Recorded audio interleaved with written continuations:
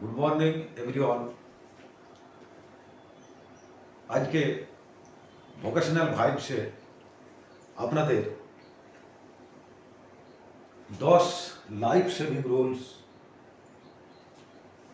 Safety in safety এই সম্বন্ধে কিছু জানকারি দেব, যেটা আমাদের জীবনে ওতপ্রোতভাবে জড়িত। क्योंकि যেখানে ইন্ডাস্ট্রি এলাকায়, খাস করে ইন্ডাস্ট্রি এলাকায় যখন কাম চলে, তখন কিছু কিছু জিন্দেগি মানে জীবন বাঁচানোর জন্য কিছু এক সিদ্ধান্ত উসুল, সেই উসুলটা আপনাদেরকে বলবো। क्योंकि যখনই কোনো ইনসিডেন্ট ঘটনা ঘটে যাওয়ার পরে ওকে কিভাবে প্রিকশন নেওয়া যায়, ওইটা কিভাবে নিবারণ করা যায়, তখন কেস অফ স্টাডি বানার পরে একটা সিদ্ধান্তে উপনীত হওয়া যায়। আর ওই সিদ্ধান্ত যদি আমরা ফলো করি তাহলে অনেকটা ওই ইনসিডেন্ট বা অ্যাক্সিডেন্ট হতে আমরা বাঁচতে পারি। তাই 10 সেভিং রুলসের সম্বন্ধে আপনাদের একটু পরিচয় করাবো। তো নাম্বার 1 হচ্ছে permit to work. Permit to work. Permit to work মানে किसी भी মানে যে কোনো ইন্ডাস্ট্রিয়াল এলাকায় যখন কাম করতে যাওয়া হয় তখন পারমিট টু ওয়ার্ক, যেমন টিবিটি হওয়ার, টুল বক্স স্টক হওয়ার পরে আলাদা আলাদা সেকশানে আলাদা আলাদা কাম পড়ে, তখন তাদের যে একটা নিজস্ব গ্রুপ আছে সেই গ্রুপকে সেই কাম মানে সেই কাম কাজ করার জন্যে ওদেরকে পাঠানো হয়। তো মাল্টিপারপাস কাম চলে, যেমন ওয়ার্ক অ্যাট হাইটেও চলে, কনফাইন্ড স্পেসে চলে, বিভিন্ন জায়গায় কাম। তো যখনই কাম করতে যাবে তো সর্বপ্রথম তাদেরকে পারমিট টু ওয়ার্ক দেওয়া যায়। তো পারমিট টু ওয়ার্কের কাজের ধরন, কোন জায়গায় কাজ করতে হবে সেই এরিয়ার নাম, তারপরে কিভাবে কাজ করতে হবে, এই সারে চিজ আর অনেক কিছু ইনস্ট্রাকশন লেখা থাকে।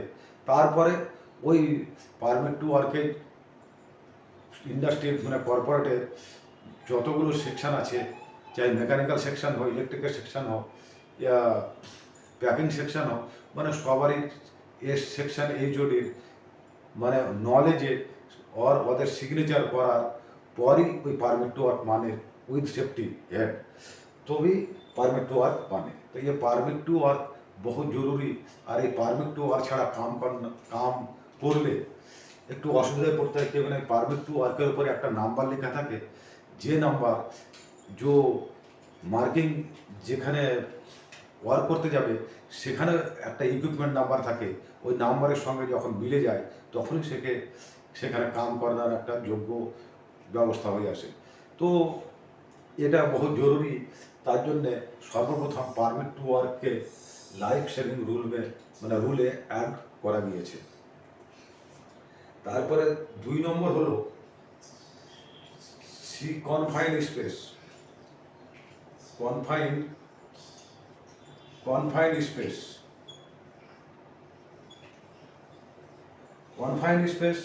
কনফাইন্ড স্পেস সাধারণত আমরা কাকে বলি?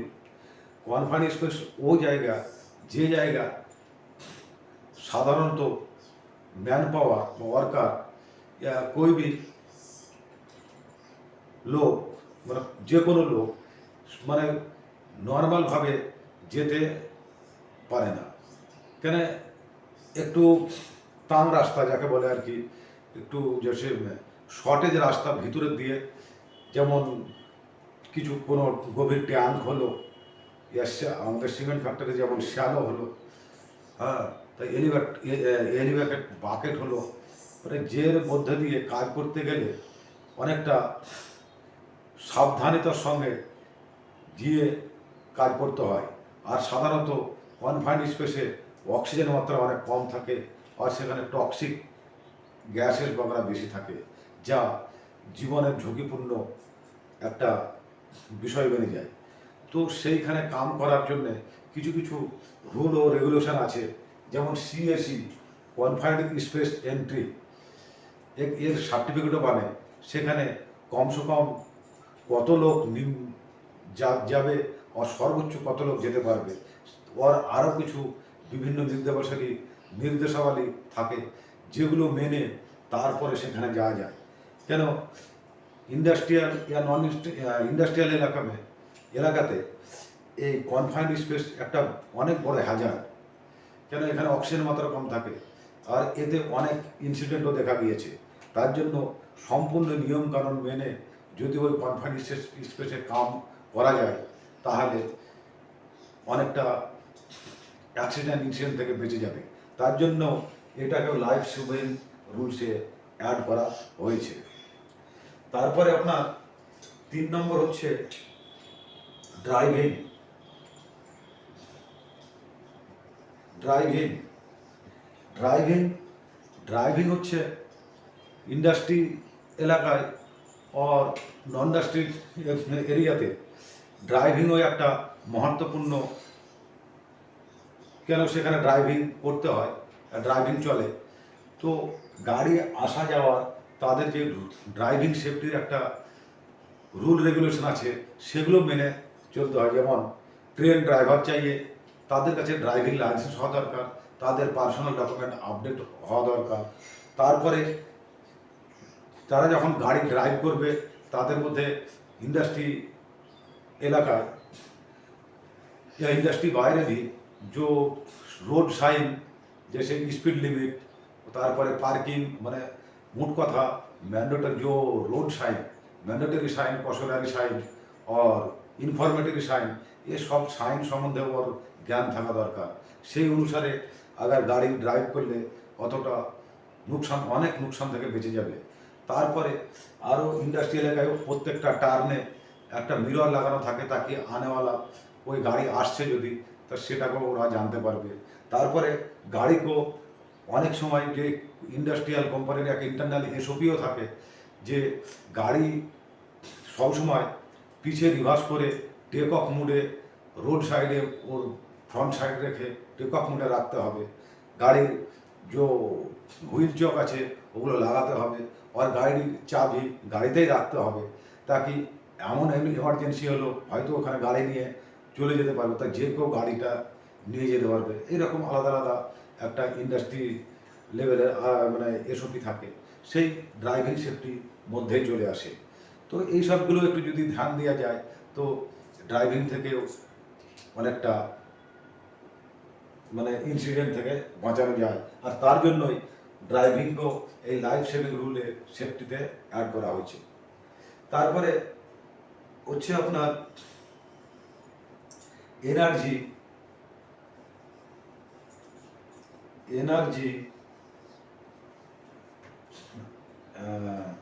কি হচ্ছে, তারপর হচ্ছে এনার্জি আইসোলেশন। এনার্জি আইসোলেশন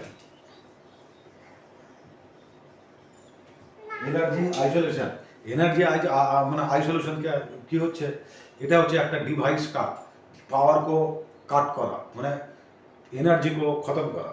যেমন কোনো জায়গায় কোনো মেশিনারিতে যদি মেকানিক্যালের কাম হয়, আর সেখানে যদি ইলেকট্রিক পাওয়ার অ্যাড থাকে, তো লাজমি সেই পাওয়ারটাকে কাট করতে হবে। কাট না করলে সেখানে কাজ করা যাবে না। কেন ইলেকট্রিক সাপ্লাইটাকে কাট করা, বড় পুষ্কর ডিভাইসকে বন্ধ করা অত্যন্ত জরুরি। তো এর জন্য একটা কথা আছে, লোটো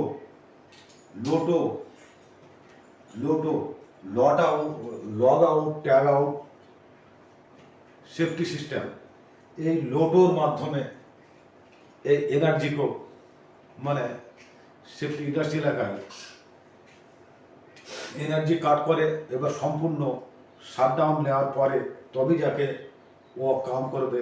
আর কাম করে পরে কাম যখন হয়ে যাবে, তখন তার ফিডব্যাক দিয়ে কামটাকে জরুরি আবার সেমভাবে চালু করা যাবে। তো এনার্জি ডিভাইসের জন্য এনার্জি আইসোলেশনও একটা বহু মানে অনেক বড় চিজ আছে। কেন কি যখনই কাজ করতে যাবে, তো কাজ করার সময় আবার যদি ইলেকট্রিক সাপ্লাই চলে আসে তাহলে ওই সময় বিপদ আসতে পারে। তো এইটা লোটো সিস্টেম অনুসারে এনার্জিকে যদি কাট অফ করা যায় তাহলে অনেক সময় অনেক ইনসিডেন্ট থেকে বাঁচানো যায় বা বাঁচানো যাবে। এই জন্য একে লাইফ সেভিং রুলে অ্যাড করা হয়েছে। তারপরে 5 নম্বর হচ্ছে টক্সিক গ্যাসেস। টক্সিক গ্যাসেস আগেও বলেছিলাম যে কনফাইন্ড স্পেসে toxic gases toxic gases toxic gases এইসব গ্যাস যেমন মানে H2S hydrogen sulphide, methane, ammonium, এরকম অনেক গ্যাস আছে যেগুলো ইন্ডাস্ট্রিয়া ইসমে মানে এতে এগুলো কাজ করা হয়। তো এগুলো যখন কোথাও হয়তো লিকেজ হয়ে গেল, যেমন H2S এটা লিকেজ হয়ে গেল, তখন কি হয় ওর একটা যে স্মেল যদি মানে নাকে আর শ্বাসের সঙ্গে লেগে যায় তো অনেক সময় লোক অজ্ঞান হয়ে যায়। আর একটু বেশি পরিমাণে যদি আসে তাহলে সাডেনলি ওর ডেথও হতে পারে। তাই এইসব জিনিস বাঁচানোর জন্যে তো এর একটা কি বলে ওকে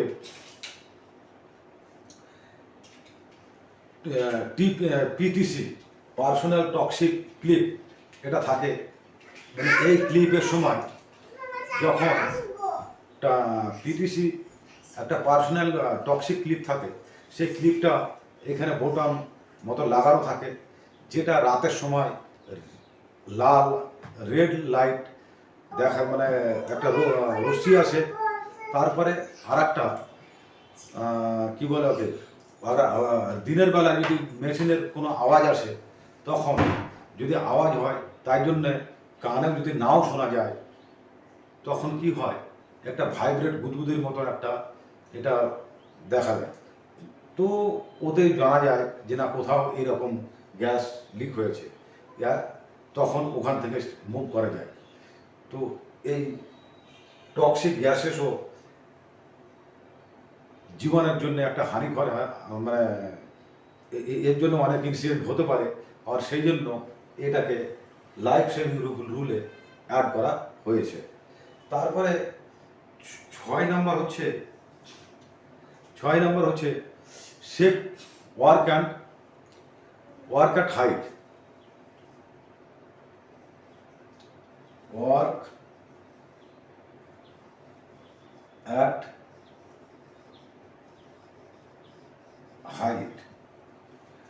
অ্যাট হাইট ইন্ডাস্ট্রি এরিয়ায় ওয়ার্ক অ্যাট হাইট চলতে থাকে। ওয়ার্ক অ্যাট হাইট যেমন কি ওয়ার্ক অ্যাট হাইট মতলব মানে work at above the height, work at below the height, মানে নিচেও কাজ চলে উপরে চলে। তো যখনই ওয়ার্ক অ্যাট হাইটে কাজ করতে যাবে তখন এর এরিয়াটা সম্পূর্ণ ব্যারিকেড টেপ দিয়ে ওকে ঘেরতে হবে। ঘেরার পর ওতে স্ক্যাফোল্ডিং বা লাগানোর পর যখনই কাজ করতে যাবে উপরে, তো ওকে সেফটি মানে বডি হার্নেস, সেফটি বেল্ট এগুলো পরা অত্যন্ত প্রয়োজনীয়।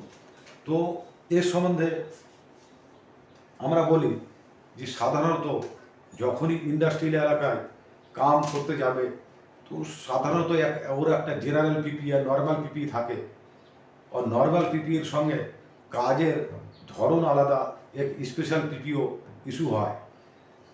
সেই পিপিগুলো যেমন এর জন্য স্পেশাল পিপি হচ্ছে বডি হার্নেস ইয়া সেফটি বেল্ট। তো ওর তারপরে ওখানে যেভাবে কাজ করতে যাবে সেই আলাদা আলাদা অনুসারে আর পিপিগুলো পড়া খুব দরকার। ওই সব পিপি নিয়ে আগার কাজ করে সাবধানে সে, তাহলে ইনসিডেন্ট অনেকটা কমে যাবে। তো এই জন্যে ওয়ার্ক অ্যাট হাইটটাও সেভিং রুলে অ্যাড করা হয়েছে। তারপরে 7 নম্বর হচ্ছে সেফ মেকানিক্যাল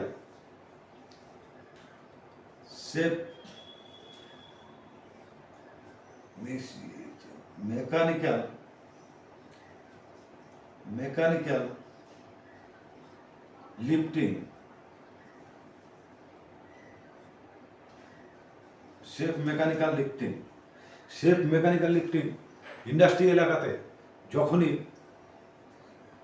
কাম চলে, গ্যাস কাটিং, ওয়েল্ডিং নিয়ে প্রজেক্টের কোনো জিনিস মেনটেন্যান্সে অনেক জিনিস বানা, তো সেইটাকে যেখানকার জন্য তৈরি করা আছে সেখানে নিয়ে যাওয়ার জন্যে লিফটিং করার জন্যে একটা রিগিং প্ল্যান সুপারভাইজার আর সাহেব লোক বানানোর পরে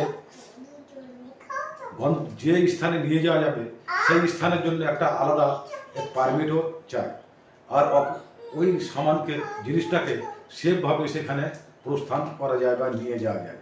তো এটাও একটা সেফ মেকানিক্যাল লিফটিং, এটাও একটা অনেক বড় ঝুঁকির কাজ, অনেক বড় হ্যাজার্ডের যে লাইন অফ ফায়ার কখনো চলে আসে, তার জন্যে একে সেফটি রুলে রাখা হয়েছে।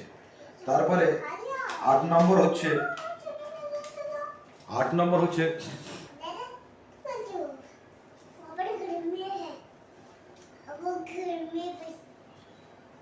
হট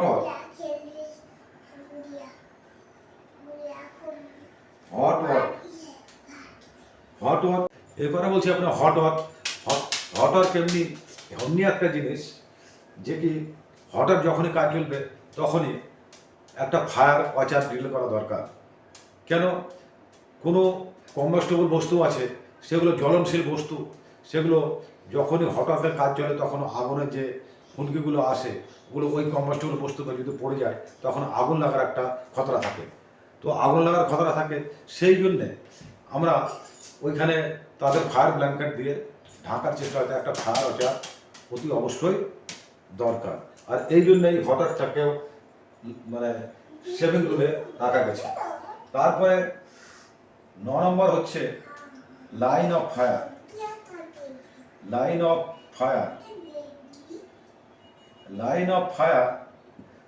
অফ ফায়ার হচ্ছে এমন যে কোনো কাম চলাকালীন আবার চোট যদি লাগে या ইনসিডেন্ট হওয়ার সম্ভাবনা থাকে, আর সেখানে গিয়ে যদি দাঁড়ানো যায়, তো ওটা হচ্ছে লাইন অফ ফায়ার। তো লাইন অফ ফায়ার যেমন এতক্ষণ পর্যন্ত যতগুলো পড়লাম এই নির্দেশাবলী, তো এর জন্যে একটা safety training line of fire কী করে হয় এর ট্রেনিংটা অতি অবশ্যই জানা দরকার। যেমন লাইন অফ ফায়ার দুই দিকে দুটো গাড়ি আসে, সেখানে মধ্যেখানে যদি দাঁড়িয়ে যাওয়া যায় তো তাকে চোট লাগতে পারে, তো তাকে হিট হতে পারে, সেই জন্য ও একটা লাইন অফ ফায়ার। তারপরে কেউ হ্যামারিং করছে, কোনো জিনিস সিধা করছে, অচানক তার সামনে যদি কোনো লোক এসে খাড়া হয়ে যায়, সেটা হচ্ছে লাইন অফ ফায়ার। তো এইসব জিনিসগুলো অবশ্যই দেখা উচিত। তারপরে যেমন আমরা সাধারণত বাইক চালাই, তখন খালি পায়ে যদি চালাই, শুজ বাগারা যদি না পিনি, তো অনেক সময় দেখা যায় একটা পাথরের টুকরা টায়ারে লেগে নিজের পায়ে চোট লেগে যায়, তো সেটা একটা লাইন অফ ফায়ার। কথা হলো যে কোনো জিনিসে যদি ইনসিডেন্ট হওয়ার একটা সম্ভাবনা থাকে, আর সেটা আমরা ট্রেন না হলে সেইখানে যদি উপস্থিত হয়, সেটাই লাইন অফ ফায়ার আন্ডারে পড়বে। এমনকি কোনো জিনিস রিগিং হচ্ছে লিফটিং হচ্ছে, সেখানে সামনে গিয়ে যদি সেটা গিয়ে চলে যায়, তো সেটা হচ্ছে লাইন অফ ফায়ার। তো এই সবগুলো লাইন অফ ফায়ারের মধ্যে পড়ে। 10 নম্বর হচ্ছে বাইপাসিং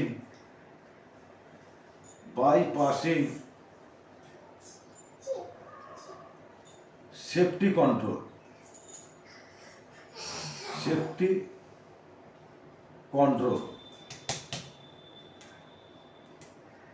বাইপাসিং সেফটি কন্ট্রোল আমরা কখনো ইন্ডাস্ট্রি, যে কোনো ইন্ডাস্ট্রিতে সেফটিকে কখনো বাইপাস করা যায় না।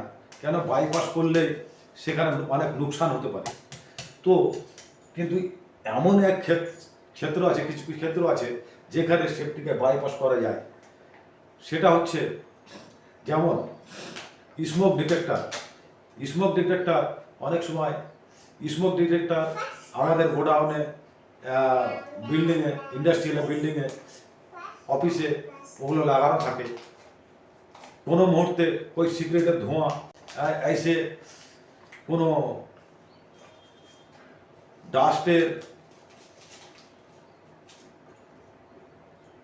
ডাস্ট যদি লেগে যায় তখন ওই স্মোক ডিটেক্টর বাজতে থাকে। তো এই স্মোক ডিটেক্টর বাজবে তখন ফায়ার অপারেটরের একটা কাম হয়, সেটাকে বাইপাস করা, মানে ডিভাইস করা, মানে বিনা কারণে, মানে ওকে সামান্যভাবে নর্মালভাবে ওকে দেখা সামান্যভাবে দেখা, তারপরে দেখলো যে না আগুন লাগেনি, তখন কি করবে, সেটাকে ডিভাইসটাকে কাট অফ করে দেবে, বাইপাস করে দেবে, তাকে যারা নর্মাল দিনচর্যাতে কাজ করছিল, যেভাবে কাজ করছিল, তারা প্যানিক হবে না, আর তারা ঠিকভাবে, তো ওই আগুন লেগেছে বলে তারা প্যানিক হয়ে যদি তাড়াতাড়ি কাম ছেড়ে চলে আসে, তখন একটা অনেক বড় বিপদ হতে পারে। তো সেই জন্যই এই বাইপাসিং সেফটি কন্ট্রোলে স্মোক ডিটেক্টর যে অ্যালার্ম বাজে, সেই অ্যালার্মটা বন্ধ করার জন্য একে বাইপাস করে এই ডিভাইসটা কাট করা যায়। এটা ভালোর জন্যে। আর সত্যিকারের ইনসিডেন্ট হয় সেটা তো আলাদা কথা, কিন্তু এটা যেটা মানে প্যানিক না হোক, লোককে চোট না পৌঁছে, আর সে এই জন্যে এই স্মোক ডিটেক্টরটা ব্যবহার করা, মানে স্মোক ডিটেক্টরে বাইপাস করে এই ডিভাইসটাকে কন্ট্রোল করা যায়। তো এখন পর্যন্ত যে 10 saving life rules in safety industry এলাকা আমরা জানালাম, বললাম, এই সম্বন্ধে আপনাদেরও কি মতামত জানাবেন, আর লাইক শেয়ার কমেন্ট করবেন প্লিজ। জয় হিন্দ, জয় ভারত।